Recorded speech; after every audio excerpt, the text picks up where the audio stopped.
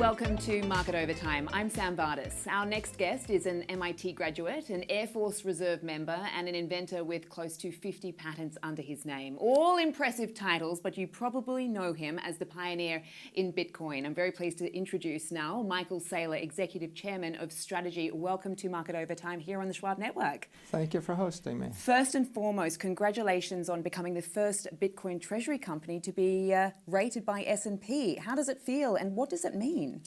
Well, I think it's a very legitimizing step. It's auspicious for the industry. This year, we launched 4 digital credit instruments, Strike, Strife, Stride, and Stretch. They were all IPOs. They all publicly trade. Those are backed by Bitcoin. And they've been very successful, but they've been unrated. And so many fixed income investors and insurance companies and large pools of capital, they would like to buy them because they have superior yields. They're really cool instruments, but they can't without a rating. And so part of the maturation of the entire asset class is getting the traditional credit rating agencies to begin to acknowledge digital credit. And this was the first credit rating of a Bitcoin treasury company ever in the industry. And we've been at it for 5 years, so I think it's a big milestone. It certainly is a significant step, and I just want to sort of talk about what you do, because you mentioned some of your product offerings, and we will dig into that in just a little while. But what is the best way to understand what you do and how?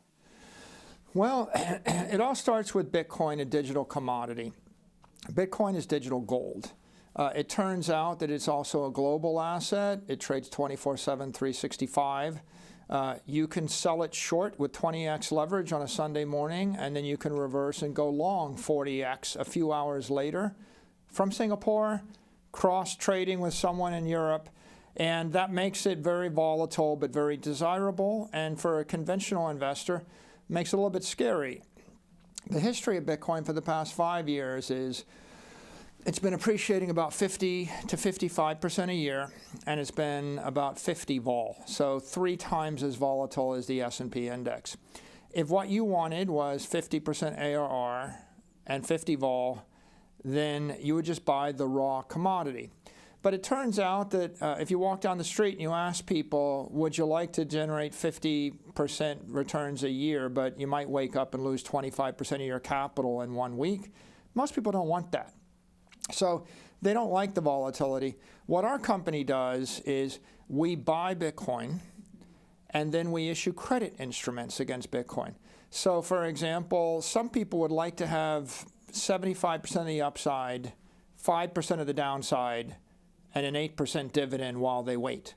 That's a convertible preferred, and that's what Strike, STRK, is. It's most of the upside of Bitcoin, very little downside. It's like 6-7 times over collateralized, and it's a dividend. Other people, they don't want that. They just want, for example, 10% dividends forever. I don't care about anything more than that, but if you pay me 10% dividends forever, that's interesting. So we just take an asset that's very volatile that we expect Bitcoin to go up 30% a year for the next 20 years. Mm-hmm. We expect it to go up more than 20% forever. So it's not a problem for us to give 10% dividends because that's our business model. But for the investor would like to see that we're 5x or 10x over collateralized, right? So for every $10 billion of Bitcoin we own, we might sell $1 billion of that credit with that $100 million a year dividend stream. And so you're the credit investor, you're just getting that pure yield. And from our point of view, we're paying 10 and we're getting back 20 or 30, right? So it makes sense for us. And then, there are other flavors, like we created this product, Stretch, STRC, which is a treasury credit instrument. The idea of that is it's just a high yield bank account. Like we'll give you a bank account, or we'll give you a money market type instrument that pays 10% yield, and the idea is for it to be a 1-month duration, so we strip all the volatility away. We target $100 par value. You take cash that you don't need for 6 months, but you want to earn 10% instead of earning 4%, and you buy that instrument. Now, you don't want the upside of Bitcoin.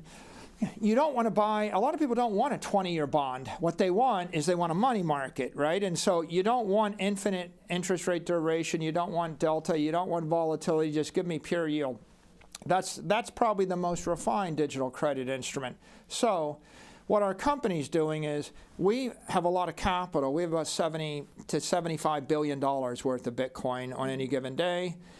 We sell those credit instruments, and we have about $6 billion of those credit instruments outstanding. They're so way over collateralized. Then we generate various types of dividend streams or upside with them. As it turns out, we expect Bitcoin to appreciate 30% a year, but we don't pay more than 10% to 12% dividend streams. So our common stock shareholders get the excess. So what happens is we take that volatility and performance of Bitcoin and we strip the volatility, the risk, and the performance off, and we sell you 10%, 12%, 8% as a credit investor. And then the extra performance and volatility goes to the equity. So MSTR, which is our common stock, is more volatile, higher performance than Bitcoin. And what you have is some people want more Bitcoin performance and they want to be on a roller coaster and they buy the common stock. And some people want less and they just want the pure dividend stream. And of course, the people that just love Bitcoin and they don't want any counterparty risk, they don't want owner security, they just buy the commodity Bitcoin. And so that's how we sit in this ecosystem. Right, so it's almost like a levered bet. I mean, it's a way to be exposed to Bitcoin without having to actually buy the actual commodity itself. There is so much to unpack there, Michael. I mean, you just talked about, how much Bitcoin you have, $75 billion. Just talk to us about how much that actually represents and what's your end game here. Well, we own about 640,000 Bitcoin, and that's about 3.1% of the network. 3.1% of all the Bitcoin that will ever exist, we have acquired. Most of that we've acquired with equity capital, about $50 billion plus of common equity, about $6 billion worth of preferred equity. And so the company is substantially equity, and our primary business line is to issue this credit instrument, and every year we sell a bit more equity and we sell a bit more preferred equity, and we buy more Bitcoin. So like this week, we bought like 390 Bitcoin. Every week, we'll acquire a bit more, and we just continue to grind up. And as we do that, Bitcoin becomes more scarce. And because we're buying so much of it, that means the price over time has to appreciate because all the natural sellers get taken out of the market, and no one wants to sell unless you raise the price for it. Right, so you are really a pioneer in what you do with regards to Bitcoin treasuries. I mean, how many companies are out there now doing what you do, and do you welcome that? Yeah, in August of 2020, we were the first public company to make any meaningful commitment to crypto assets or to Bitcoin specifically. And we bought $250 million worth of Bitcoin in August, and then we followed up with another $175 million a few weeks later. We were the first. Then came Block, then came Tesla, then came half a dozen or a dozen other Bitcoin miners. And by about a year ago, there were maybe 60 companies that owned Bitcoin. And then it doubled, and now I think there's probably 180 companies that own some amount of Bitcoin on their balance sheet that are publicly traded. We're 10x larger than the next largest one in terms of holding. So we're the 800-pound gorilla in the space. I think probably 1.1 million Bitcoin are held by public companies, and we own about 2/3 of it. So we're the largest player. We're the first ones to actually issue digital credit instruments like these preferreds that are trading in the public market. But I expect that others will follow. There'll probably be about half a dozen companies over the next 12 months to 24 months that will follow and issue those kind of credit instruments. We welcome those companies. I mean, the truth is every single company that capitalizes on Bitcoin takes more supply. There's only 21 million Bitcoin ever. So, if Microsoft turned around tomorrow and bought $100 billion of Bitcoin, that would be great for us. right? So the more companies that buy Bitcoin, the better. Most are just capitalizing on it. They're just buying it in lieu of holding treasuries or holding cash, right? It's like a company can own real estate, a company can own any other asset, a company can own Bitcoin. So most do that. There'll be a few pure play treasury companies that will also issue digital credit against their underlying Bitcoin, but you need to have, more like $10 billion of capital before you can get to critical mass where you could do 500 million and billion-dollar IPOs of credit instruments that would be liquid in the market. Okay. Let's just take a step back. I mean, obviously you founded Strategy in 1989. I just want to get a sense of what Bitcoin is to you. I mean, you've called it digital gold, but you've also talked about how, the fact that it's evolving faster that people can digest, but also the fact that there's a lot of criticism out there and it will continue to be misunderstood. How do you speak to that? I mean, how do you reassure the markets about what you're doing out there? The best way to think about Bitcoin is it's the world's first example of a technology that allows individuals or corporations to tightly bind economic energy to their person.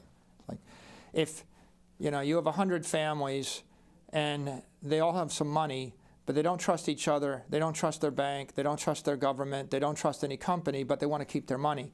So they come up with the idea of a digital bank. You write it in software, and the digital bank has 21 million coins, and anybody can buy any amount of the coins in the bank, and that becomes their bank in cyberspace. Now, the question is, who runs the software? Well, I might trust you, but I won't trust your great-great-granddaughter. So we all run the software. Everybody runs the software, and then the software continually cross-checks everybody else. And so it's a very elegant, decentralized way to create a property network or a decentralized banking network. It's a protocol for economic prosperity, right? So it's like you speak English, I speak English, we can communicate. You use Arabic numerals, I use Arabic numerals. We could do math together. When you offer me nine bananas, I know what 9 is, right? Because we both use the same numbers in the same language. Well, what if we want to trade together and we don't want to rely upon any government or any bank and we want to do it for 1,000 years?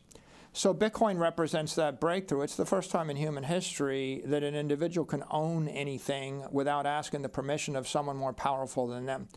If you have 1,000 Bitcoin and you have the private key, nobody can take it away from you. You can carry it with you. You can send it anywhere on earth. You can take it with you to the grave. You solved the problem that the pharaohs in Egypt couldn't solve. How do you take your money with you, right? So that's a big idea. Let's just call it a bank in cyberspace where you put your money and no one can steal it.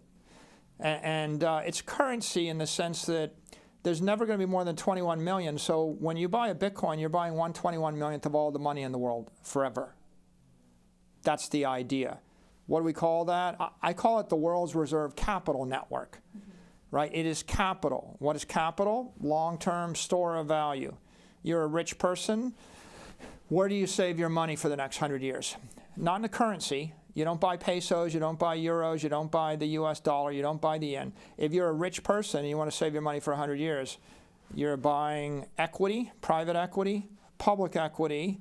Maybe you're buying scarce desirable art. Maybe you're buying real estate, commercial real estate. So the capital assets of the 20th century were like the S&P 500 index or New York or London real estate, or maybe sports teams if you're lucky enough to be able to buy one. But what Bitcoin represents is digital capital. Right? If I have a bank and it's a network, a bank, I can move the money. I can move $1 billion from here to Tokyo in a few minutes. So then that way it's a network. But it's also capital itself. If I gave you $10 million and I dropped you in the middle of Africa, and I said, buy anything you want, buy any equity, buy any land, buy anything, buy any bond, buy anything, but you got to keep it for 30 years in Africa. Or I said, or you could buy $10 million of Bitcoin, and by the way, you can send it to Singapore or London or Paris or New York in 2 minutes from your phone. Mm-hmm. I would submit to you, there's not a single thing you would buy in Africa.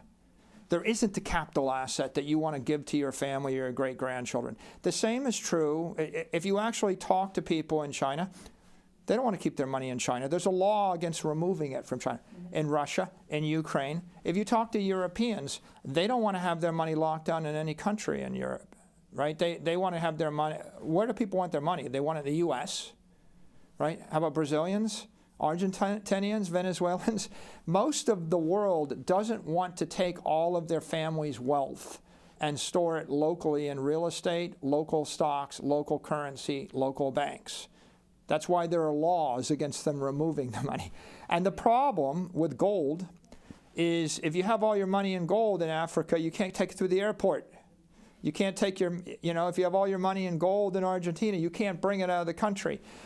So the value of Bitcoin is it's digital gold. So if you have your family's assets in Bitcoin, you can take it anywhere you want. No one can stop you from removing it from the jurisdiction. And the more insecure you are about the country you live in, the bank you do business with, the nation state you rely on, or your economic future, the more desirable it becomes. So in a nutshell, Bitcoin represents property rights for the human race. It represents economic prosperity, and we'll call it colloquial digital gold, but it's 100 times better than gold. You cannot teleport gold from here to Tokyo with the blink of an eye, right? And if you have gold, I can shoot you and take your gold.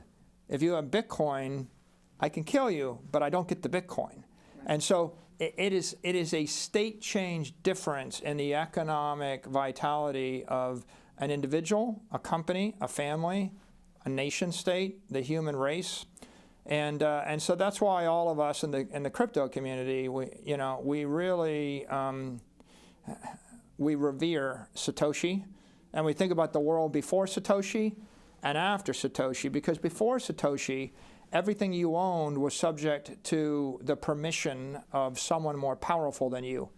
And after Satoshi, after January 3rd, 2009, you could own something for yourself that no one can take away from you, and that is what's caused the entire 750 million person crypto movement.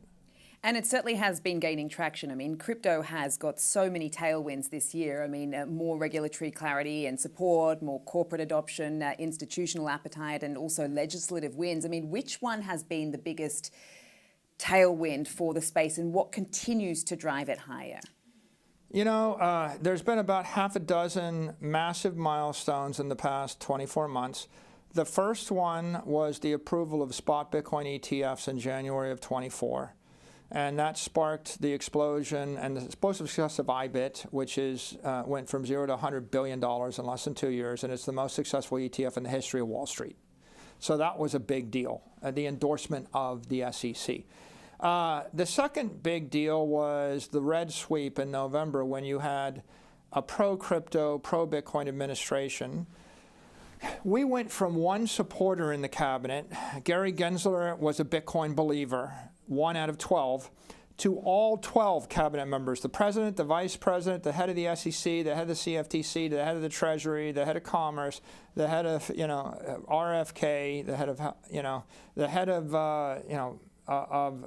the Housing Authority, Bill Pulte, Kelly Loeffler, and Howard Lutnick.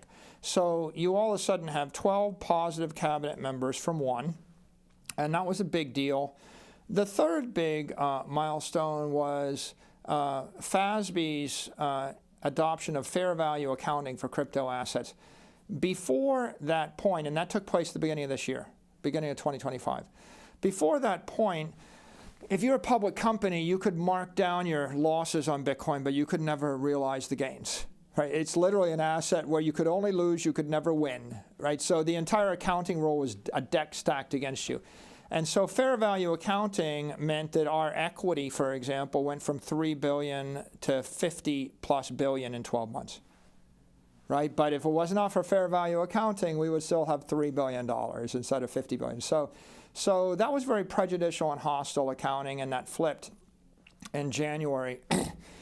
I think the fourth big milestone is all of the pro-crypto and pro-Bitcoin guidance that came out of Treasury, the OCC, the FDIC, and the Federal Reserve. And And the key point there is most banks in the United States and the rest of the world were afraid to custody Bitcoin. They were afraid to lend against it. They were afraid to do business with it under the previous administration.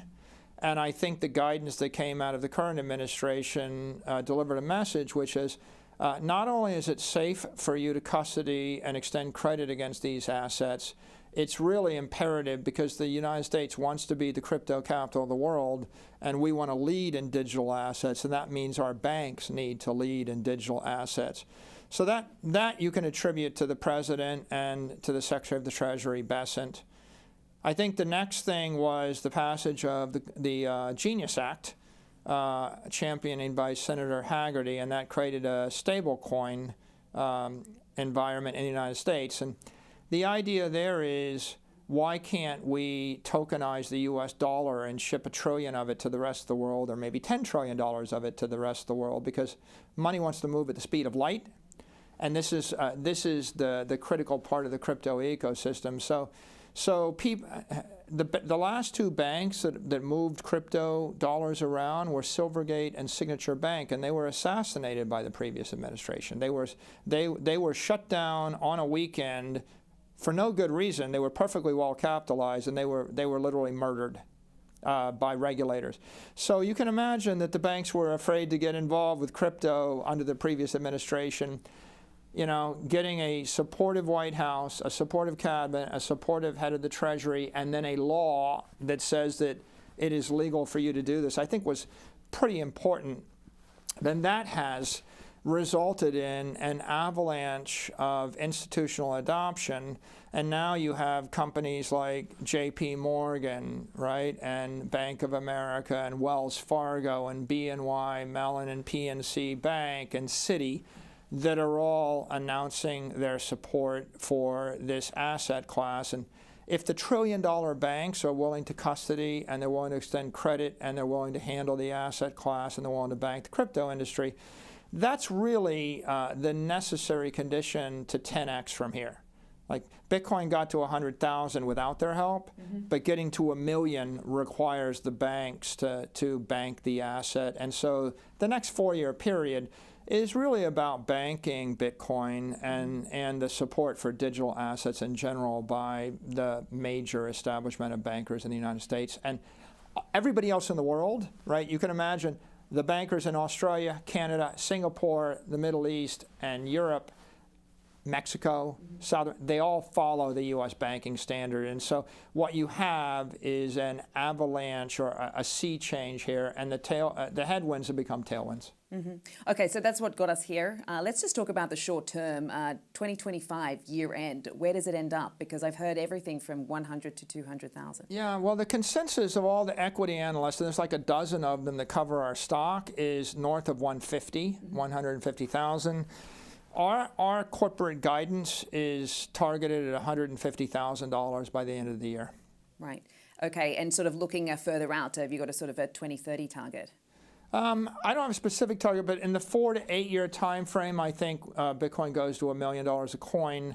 My 21 year expectation is Bitcoin appreciates about 29% a year for 21 years, and that leaves it at $21 million. 21 years from now. So I think that Bitcoin will appreciate in the range of 29 to 30% a year for 20 years from this point. Okay, you seem to like that number, 21. Just as far as what we have to work with through the end of the year now, I mean, you know, is there a favorable macro environment to support that as well? I think the drivers right now will be Fed decisions with regarding monetary policy. Clearly, that drives every asset class, and we've had a fairly tight monetary policy right now, and if that policy loosens, that'll be a driver. I think other than that, the industry is volatile, and the primary actors in this case are the banks, and every time a bank makes a major announcement about Bitcoin acceptance or crypto adoption, those are all very positive for the asset class, and those should come progressively. You know, it's interesting, just as far as the more recent price action that we've seen off the back of October the 10th. I mean, we did certainly see a risk on for equities, but it feels like Bitcoin's kind of been stuck and sort of lost the momentum. Why is that? I think it's a $2.5 trillion asset class that's been unbanked. So imagine that you started a company, NVIDIA, and you gave 90% of the stock to the employees, and they went from $1 to being worth $3 trillion, but no bank would give them a loan against it. Mm-hmm. So you're an employee, you've got trillions of dollars of capital gains, but no one will give you a nickel loan against you. You cannot get a loan. You could post, you have $10 billion of Bitcoin, you can't get a $1,000 loan from a major bank right now. Mm-hmm. So what happens is the OG crypto holders, the ones that actually had the capital gain, the only path they have the liquidity is to either rehypothecate the Bitcoin and it gets shorted in the market, or to sell the Bitcoin. So I think we're working through a period where 10% of the supply, or it wouldn't. What percentage of the equity in your big tech company would be sold by employees? When they all got insanely rich, probably 10, 20%, right? They would sell at least. So we're waiting for that to boil off. And we're at the point where everybody knows that Bitcoin is digital gold and it's got institutional acceptance. But banks are very careful, bureaucratic, and process-driven creatures. And they should be, right? I mean, if banks get out of control, right, there's hell to pay. So I think it'll take 4 years for the conventional, traditional banking establishment to get spun up, where they're custodying the asset and they're extending credit against the asset. And it's worked its way into systems, right? I mean, Bill Pulte has directed Fannie Mae and Freddie Mac to start to recognize this as good collateral, but how long will it be before you can post your Bitcoin as part of your conforming loan collateral? And it's a government, quasi-government type agency, and the credit rating agencies, they're starting to cover us, like we just got covered by S&P. But how long before they acknowledge Bitcoin as collateral or capital that's just as good as holding a share of NVIDIA stock or Apple stock? And I think, reasonably speaking, that's a 2 to 4 year adoption curve. So between 25 and 28, the traditional finance infrastructure to bank and collateralize and issue credit against this will come online. When that happens, if you think about every asset class, if you can't get a loan to buy a car, and if you can't get a loan to buy a house, what happens to car prices and house prices? Right? At the point that the credit market forms over the asset class, the prices move up. So what you see right now are the bank credit markets, the corporate credit markets, right, and the public credit markets are forming on top of Bitcoin. And as they form, that's going to be very positive for the asset itself. It's about those believers, isn't it, as you say? And you actually have previously said that each quarter you gain more believers. Can you give us a sort of sense of what you've seen in the most recent quarter? Well, I think that we started with the early shareholders of Strategy. They were Bitcoin and crypto believers who were prohibited from buying Bitcoin due to regulations in the various markets. So you're a Bitcoin believer and you're a retiree and you live in the UK and you have all your money tied up in your UK retirement plan. It's illegal, impossible to buy Bitcoin with that money, but you could buy a stock, so you'd buy MSTR. Same in Australia. Actually, everywhere in the world, there are large pools of capital that are tied up in these tax-advantaged accounts, IRAs, 401ks, et cetera, where you might be able to buy a security, but you can't necessarily buy, you can't just say, I want to buy a bunch of my favorite artist paintings that are, at Art Basel. So the early believers were the crypto enthusiasts that had capital tied up. And mainstream investors, big investors that actively manage funds at Capital Group or Morgan Stanley, that they believed in the Bitcoin thesis, but they had pools of billions of dollars that were mandated to make equity capital investments. 99% of the professionally managed money is mandated to equity or credit. They can't invest in a commodity. So So we offered the first equity to the equity capital investors. And what we followed on next was a set of convertible bonds. We became the biggest convertible bond issuer in the world. And they were the most successful convertible bonds, and there was a lot of money earmarked to convertible bonds. So after we became a substantial part of that market, we outgrew it. And then we went on to preferreds, and in the preferred market, we started creating these publicly traded digital credit instruments. They were targeted at a different user base. I mean, the person that wants to collect a 10% dividend forever, but they don't want the Bitcoin upside. It's like, okay, I hear you when you say you expect 30% a year for the next 20 years, but just guarantee me the first 10 and you can have the next 20, but take the volatility away and then take the risk. Like, right? There's a lot of people that would rather have 10% after tax with 1/100th the risk, right? Yeah. And so that's a different class of investors. So we have rotated from the true believers to the hedge funds that, like, you know, the Millenniums and Soros and Citadels that wanted to trade and hedge the convertible bonds, to the credit investors that want long duration, sophisticated credit. And then with Stretch, it's just money market investors. I have some money, I just want more than zero, but I don't really want to risk the principal so much. And so that last set of investors are, you know, retirees, mainstream retail. I think we had $600 million of retail demand for our Stretch IPO in 2 days. So in 48 hours, we had $600 million of demand, and that was an order of magnitude larger than the retail demand for our other, you know, instruments. So right now, this is migrating to family offices, you know, retail investors, high net worth individuals, and of course fixed income investors like, you know, PFF, which is like BlackRock's preferred fund. I think like 3.5% to 4% of that fund is invested in our credit instruments, which didn't exist 12 months ago. So we're now starting to move into credit indexes.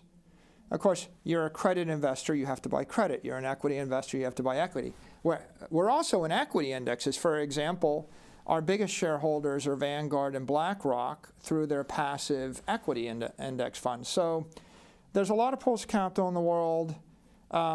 Some of them, if you lived in Africa and you needed to flee the country and you didn't trust your bank, I would say buy Bitcoin, put it on your own hardware wallet, because you can't trust the bank. Right. But that's one class of Bitcoin investors. But if you're an investor in the United States and you have pools of capital earmarked to equity or credit, then you probably want something created by a company like ours. There had been a view out there that crypto was uninvestable without the regulatory framework and guardrails in place. But we have seen these sort of legislative wins, as you mentioned, and we still got to 100,000, to your point, without that. I'm just wondering, you know, talk us through Strategy's involvement in the latest legislative efforts now to really regulate and create those guardrails and construct the infrastructure for everyday people to understand and access and have that exposure to crypto. If you look at the digital assets industry today, you can divide it broadly into two segments. One segment is digital capital, and that is Bitcoin. It's dominated by proof-of-work networks. Bitcoin is 99% of all the energy and all of the capital on that side of the industry. And digital capital means digital gold, and that means, oh, I want to buy something without counterparty risk and hold it for 100 years.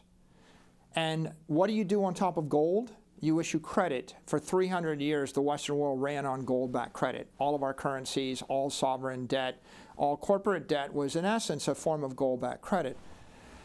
So the part of the industry which is most traditional and conventional is digital capital, digital credit, all basically centered on Bitcoin and Bitcoin Treasury companies, and that's what our company Strategy does. The other half of the industry is digital finance. And that is all about tokenizing currencies, tokenizing securities, stocks and bonds, tokenizing real-world assets, tokenizing brands, right? It's Joe Rogan token, right? It's a meme coin, but it's also the dollar, right? It's also a stable coin. So that opportunity is, why don't we create $10 trillion worth of stable coin and export our currency to the world and move the money at the speed of light and let the computers trade with themselves 1 million times a second? Why not? And that's also about capital formation. Like, there's 40 million companies in the United States. Why can't they all just issue their own token to raise capital, right? Tokenize your country club membership, tokenize your restaurant, tokenize your hotel chain, whatever, Katy Perry token, Joe Rogan token, everybody token. Right now, you want to go public, it's $40 million in 4 years and an army of lawyers.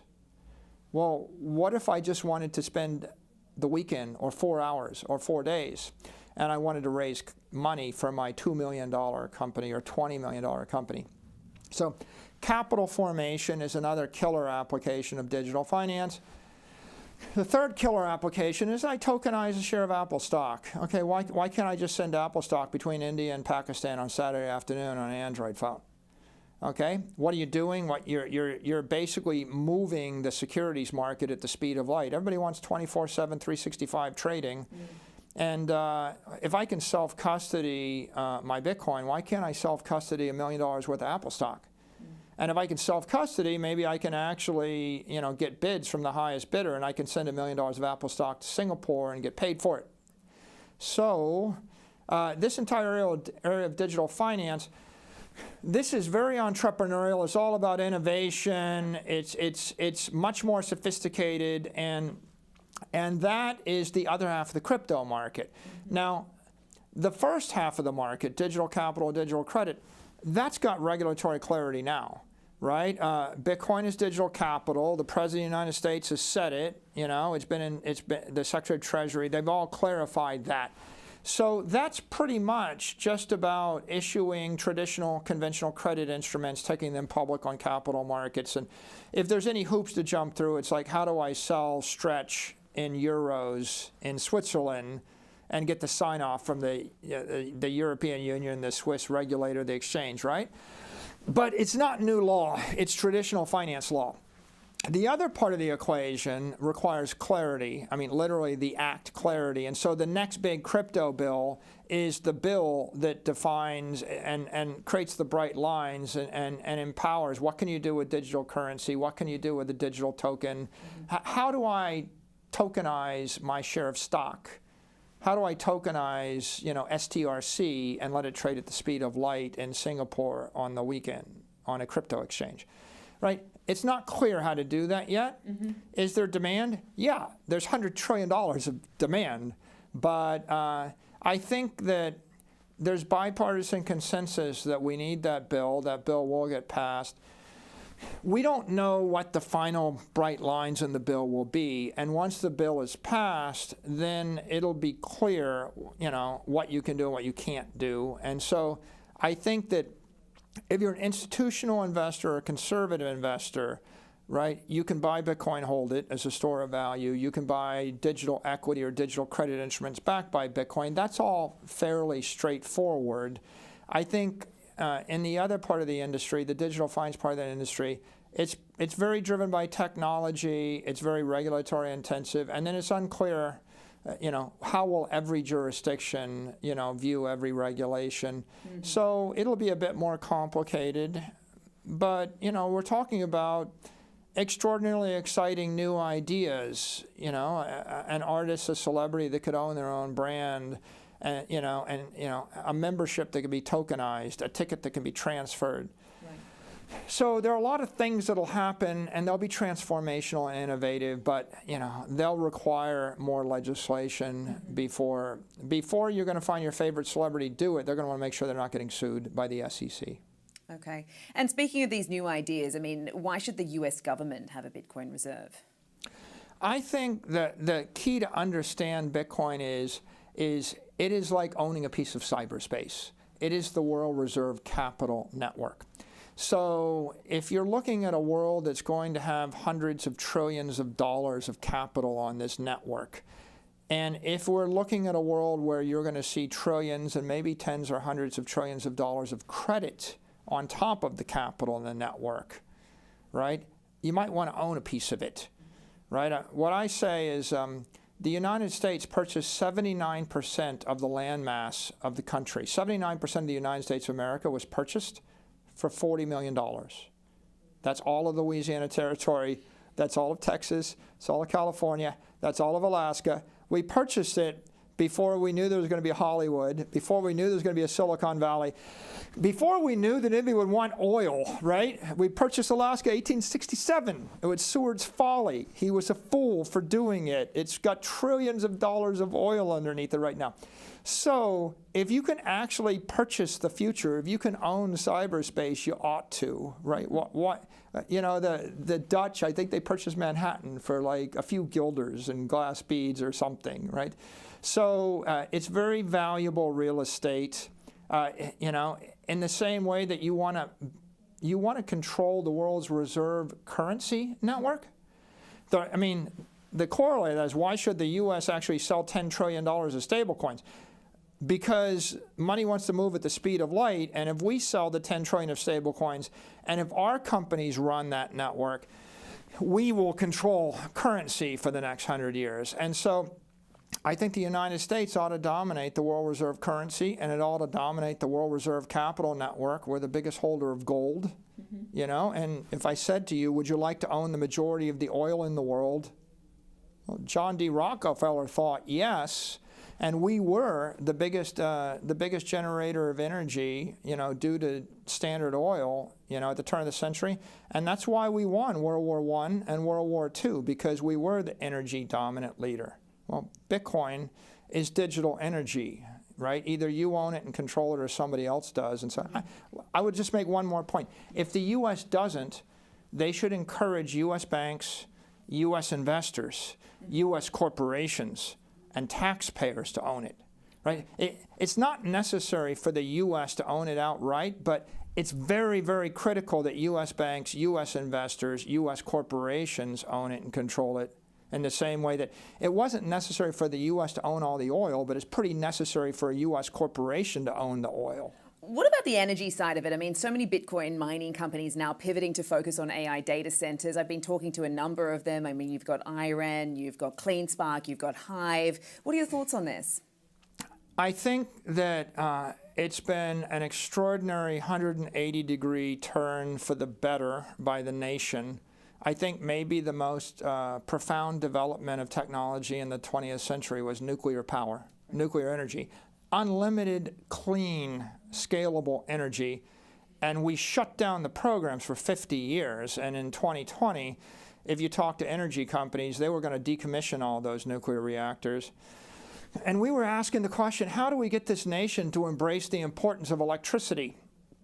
And if you want to generate infinite clean electricity, you know, the most efficient way to do it is with nuclear technology. So I think there are two things you want to do with energy. One thing is you want to create digital intelligence, right? And that's what AI is. And we discovered the way you create digital intelligence is you feed an extreme amount of energy, you feed gigawatts of energy through very customized silicon chips, NVIDIA chips, you know, GPUs, and then out comes digital intelligence. Well, you know what the Bitcoin industry discovered is the way you create digital money, digital capital, is you take gigawatts of electricity and you feed it through custom silicon, ASICs, and you generate a wall of encrypted energy to defend the network, and that's what Bitcoin is. So what happened in the last 4 years was the Bitcoin miners were under pressure for using too much electricity by the environmentalists, and we were defending that. We were saying, but you know, we're actually going to create a new banking world order, and it's going to be worth hundreds of trillions of dollars, and so it's a good use of electricity. But we had a hard time winning that battle. Then all of a sudden we have the ChatGPT moment, and people discover that they also need power in order to create digital intelligence, and that turned Apple, Amazon, Facebook, Google, right, Microsoft, and hundreds of millions of Americans into true believers. And that entire debate about whether electricity good or electricity bad just went away, and the entire debate over nuclear power went away. And all of those AI data centers, they desperately needed high power data centers. And you know who owned them? The Bitcoin miners. And so as the Bitcoin miners were struggling with the economics of the industry, because the way the Bitcoin works is it gets exponentially more efficient to mine Bitcoin, and so the margins of Bitcoin mining are decreasing. At the point they were struggling, along came a new buyer for those power rights, and they were able to pivot and monetize those power rights. So AI and digital intelligence saved, the Bitcoin miners. And what are they? They're digital power providers, right? And ultimately, the entire industry the market is starting to realize the future is digital capital, digital money, digital intelligence. Right? That's the future, and the way you create it is with silicon and electricity. Mm-hmm. And so if you want your nation to dominate in the 21st century, you better have digital power, you better have digital money, you better have digital intelligence, right? Just like you want air power or sea power or land power 100 years ago. Mm-hmm. And of course, I think what everybody's realizing is now it's a mad scramble to harness hydro and natural gas. But ultimately, the solution is nuclear. Mm-hmm. I mean, we could keep talking about energy forever. I find this part of the story just super fascinating. But I just want to know, what is your message out there to the skeptics? To the Bitcoin skeptics or to the what skeptics? To the skeptics of Bitcoin and also just broadly crypto. My message is if you live in Argentina and you've watched the currency collapse completely every 20 years for the past 100 years, and if your family was impoverished 5 times in the century, and an engineer named Satoshi came along with a way for you not to be poor and destitute, and he said, well, it's no more difficult than just put this wallet on your iPhone and now you don't have to be poor. Then you would be utterly captivated by that vision. And that is the plight of everyone. If we go on my hand and say, how many people have lived in societies where they had their property rights and their wealth stripped away from it? It's everybody in Africa, everybody in South America. Brazil's currency collapsed, Argentina's currency collapsed, Cuba's got no currency, Venezuela collapsed. Everybody in the Middle East, people in Turkey right now. Russia collapsed 30 years ago. Russia's collapsing now. Everybody in Ukraine. Everybody in China doesn't trust their currency, right? Everybody in Europe doesn't trust their currency. So if you're a skeptic, you must be an Upper East Side trust fund baby, and you're lucky enough to be born rich in the only country in the world where the currency didn't collapse in the last 100 years. And your currency's lost 99.9% of its value over 100 years. The US dollar has debased 7% a year on average for 100 years. So you're probably smart enough, if you're wealthy and a skeptic, to know that you shouldn't store your family's assets in cash dollar bills. You're probably smart enough. You're privileged enough to be able to invest in US real estate and US equities, because that wouldn't work in any African real estate or any African equity, right? Or any North Korean equity or et cetera, any Chinese equity. Wouldn't work in Japanese equities either, right? In fact, I could go on and on and on. So you're a privileged person that happens to be rich or happens to have money that's invested in the world's most secure assets in the US. But Bitcoin is digital capital, and it's for everybody else in the world that wasn't as privileged as you. For them, it's the difference between 7 billion people living in destitution and 7 billion people having hope. And so Bitcoin is an idea whose time has come. If you're one of those people, right, you're going to cling to it like a diabetic would cling to insulin, right? Before Bitcoin, every company in the world, everybody in the world is a type 1 diabetic. They cannot store economic energy, right? So if you're in that situation, that is life-affirming for you. It's not a laughing matter. That's why people are so passionate about it. But let's say it's not. You're not one of those people. You happen to be one of the 500 million or a billion elite that lives in a very comfortable environment. It just happens to be the best idea for you. It's the ultimate alternative investment. It's an asset uncorrelated to a currency, uncorrelated to any nation state. It's not an equity. It doesn't have counterparty risk. So the reason you ought to look at it, it's the most valuable real estate property. It's basically buying a piece of cyberspace. And if if you had a chance to buy an acre of Manhattan in the year 1700, you would have been paying top dollar for it. And then every decade for the next 300 years, someone would pay more. And at what point did buying land in Manhattan ever become a bad idea? It's still a good idea. And Bitcoin is cyber Manhattan. It's one day, 8 billion people want to put their money there, and there's only 21 million blocks. That's 276 by 276 by 276. You can't make any more of it. So our view is it's just a good idea. It's the best idea for a conventional investor, but it's a life-saving idea for the rest of the world. I like that. Cyber Manhattan. It's almost like a monopoly board, but for crypto. Just on a lighter note, Michael, who are your role models in the financial world? You know, I think that the people that are inspirational are the industrialists that took a technology and they commercialized a product and gave it to the world. So, you know, you got John D. Rockefeller came along, looked at crude oil and extracted kerosene and eventually extracted gasoline and diesel, right? And first we heated our homes and lit our houses, but eventually we ran our cars and our jets and our rockets, right? Kerosene is rocket fuel and jet fuel. And then, you know, take Henry Ford, right? He took a fire and an explosion, explosives in a fire, put it into an engine, wrapped it onto a carriage, and gave everybody an automobile. And he basically gave everybody the ability to travel 100 times as fast and safely. And, you know, history books are full of people that died because they had to walk 100 miles in order to get from here to there, and they caught pneumonia. So Ford gave mobility to the world.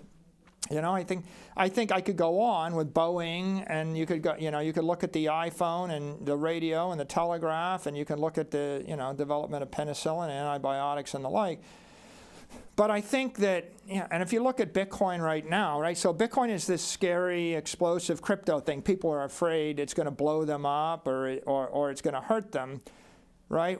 What we're doing right now, the thing I'm most excited about, our iPhone moment, is Stretch, STRC. Because Stretch it's a high yield bank account, you know? I want my money to generate 10% tax deferred income forever. Where are all the moving parts? There's no moving parts. What's the product? Comfortable retirement. Well, what's the alternative? Well, 2 or 3%. So you're just going to give me 5 times more money. What do I got to do? Well, what do you got to do to drive a car? Well, believe in the engine. What do you got to do to fly in an airplane? Believe in the plane and the pilot. What do you got to do to get 5 times more than your bank's offering? Believe in Bitcoin and then this issuer strategy. So our job is to get people to trust us and then give them a comfortable retirement or just give them money, right? We're in essence selling money by using digital technology to double or triple someone's yields. We've covered a lot of ground. Do you want to leave us with a final thought? 2025 is the first year of institutional adoption of digital assets. So if everything that I'm saying sounds new or scary or novel or you never heard it before, that's because 12 months ago, Donald Trump hadn't won the election. And 12 months ago, your bank would have been shut down had they even tried to suggest this to you. So we are living at a very special period where it's just like in 1902, every learned person would have given you 100 reasons why human beings will never fly. And in 1904, it was obvious that we were going to fly because we flew in 1903, right? And so we're like 1904 for a digital asset. It's pretty obvious, right? The president's told you it's a commodity. The cabinet's told you. The head of the Treasury's told you. All the banks are moving. But the way it works is the traditional finance world is going to take 10 years. You know, like Vanguard's going to tell you, well, we're afraid of crypto assets. Don't buy it. But, you know, Vanguard's my biggest investor, right? Passively. But actively, right, even though they're the biggest investor in my company, actively they haven't quite got around to processing the fact that, I guess, the digital form of everything is 100 times better than the analog form. Digital photos, you know, you had Kodak, then you had Apple, right? Digital books, digital gold, digital video, digital whatever. We're living through the digital transformation of the capital markets, and people weren't sure that was going to happen a year ago, but now they're happening, and you've got a 10-year digital gold rush. And so the beauty is you can make a lot of money if you are willing to do the work. If you're willing to do the research and spend 10 hours thinking about this, or 100 hours, well, you can buy Bitcoin for a 99% discount. If you wait until the year 2035, your bank's going to tell you, yeah, it's easy, we all support it, it's good, we'll borrow against it. Then you're going to pay 10x more. And if you wait until the conventional wisdom is this is the world's greatest asset class, well, it's going to be $10 million coin, and you're going to pay 100 times more. And so you're living through a technology transformation where you get a massive discount and you get paid a lot if you think for yourself and if you do the research and you come to a conviction over this issue. And I couldn't have said that 2 years ago. 2 years ago or 6 years ago, you know, we need the President of the United States to endorse it, but if we don't get that, then you get a different future. So this is a special year, and there are special opportunities, and I would encourage everybody to focus on it and come to their own conclusions, because it's the most auspicious development in the capital markets in my lifetime. And there's some irony in there. I like it. Exciting times. Michael Saylor, it's been an absolute pleasure. Thank you so much for joining me. Yeah, thank you. That is the Executive Chairman of Strategy joining me there. For all your market news, Bitcoin news and more, be sure to subscribe to Schwab Network's YouTube page and follow us on social media. I'm Sam Vadas, and thanks for tuning in.